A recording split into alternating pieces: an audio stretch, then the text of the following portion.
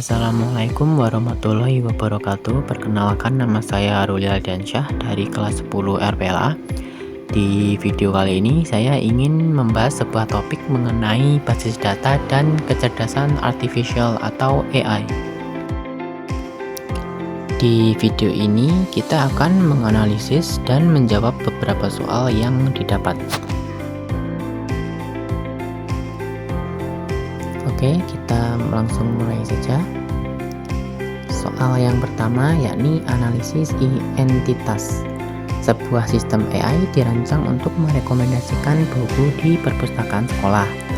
Jika kamu harus membuat basis data untuk mendukung AI ini, mengapa kita perlu memisahkan tabel buku dengan tabel kategori buku menggunakan for_each_key?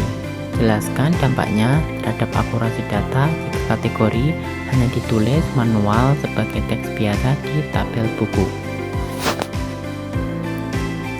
Untuk jawaban saya sendiri, memisahkan tabel buku dan kategori buku menggunakan for_each_key atau kunci tamu bertujuan untuk mencapai normalisasi data.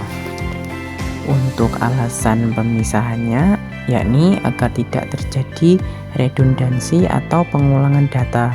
Satu kategori, misal sains, cukup disimpan sekali di tabel kategori dan dirujuk oleh banyak buku. Lalu ada dampak jika ditulis manual atau teks biasa.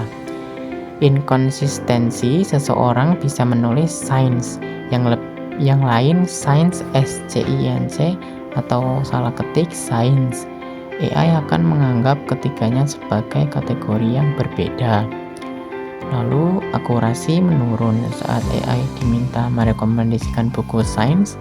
Buku yang berlabel sains SCINC tidak akan muncul. Ini membuat hasil rekomendasi menjadi tidak akurat dan tidak lengkap.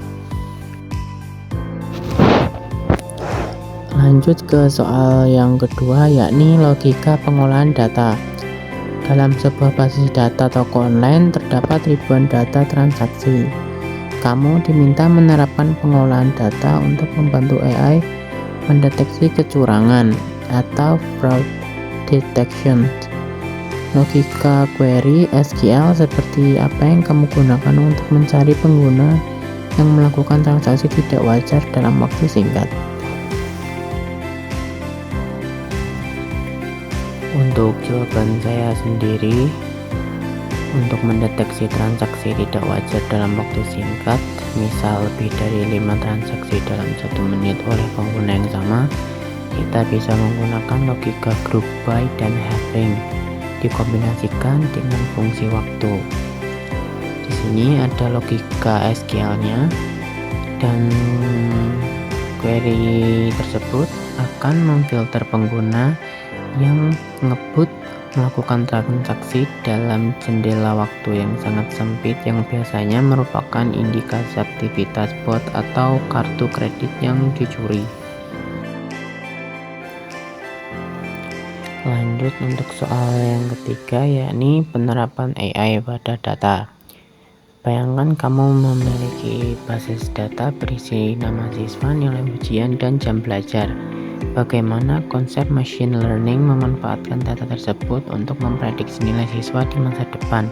Data apa lagi yang menurutmu krusial untuk ditambahkan agar prediksi AI lebih akurat?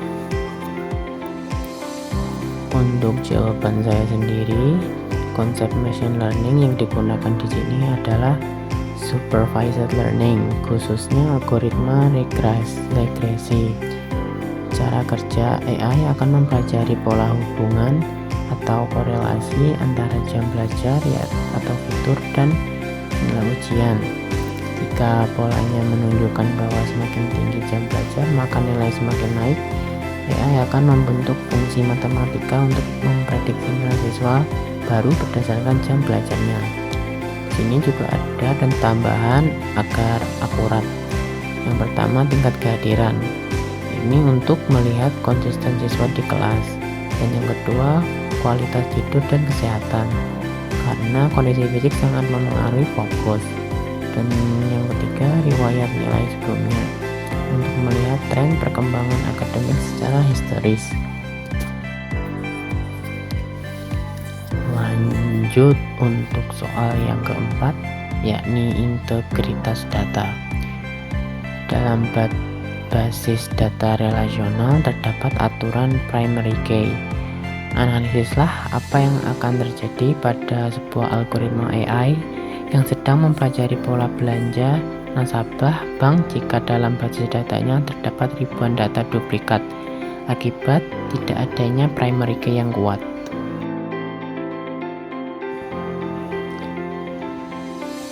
Untuk jawaban saya di sini, jika sebuah basis data bank tidak memiliki primary key yang kuat sehingga muncul ribuan data duplikat, dampaknya terhadap AI akan fatal.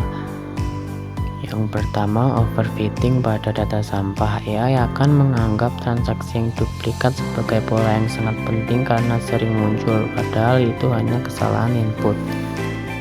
Kedua, bias informasi. Profil belanja nasabah menjadi tidak akurat. Misal nasabah belanja satu kali sebesar 1 juta rupiah, tapi karena duplikat 10 kali, AI mengira nasabah tersebut sangat boros. Lalu yang ketiga, yakni prediksi salah. Keputusan AI seperti menaikkan limit kartu kredit atau mendeteksi risiko kredit akan didasarkan pada angka-angka palsu yang bisa merugikan bank secara finansial.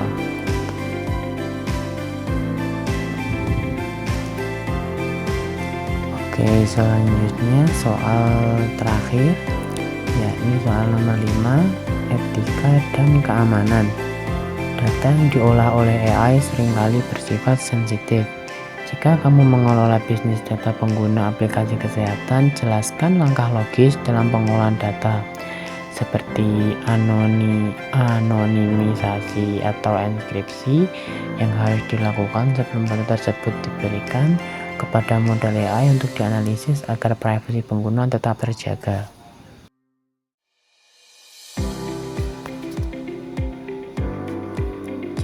Jawaban saya di sini, sebelum memberikan data kesehatan ke model AI, kita harus melakukan langkah data masking dan de-identification.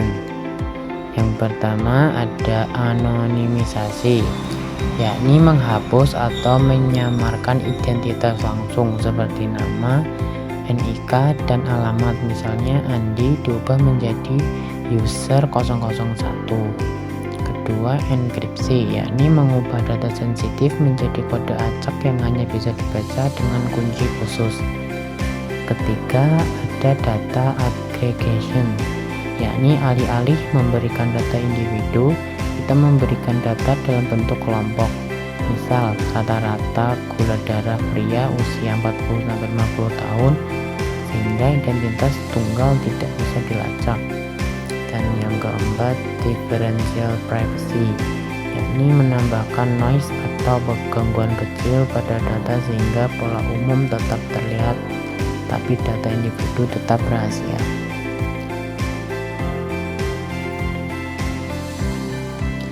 Baik, mungkin itu saja yang dapat saya sampaikan di video kali ini. Semoga apa yang saya sampaikan bisa bermanfaat bagi kita semua. Sekian, terima kasih.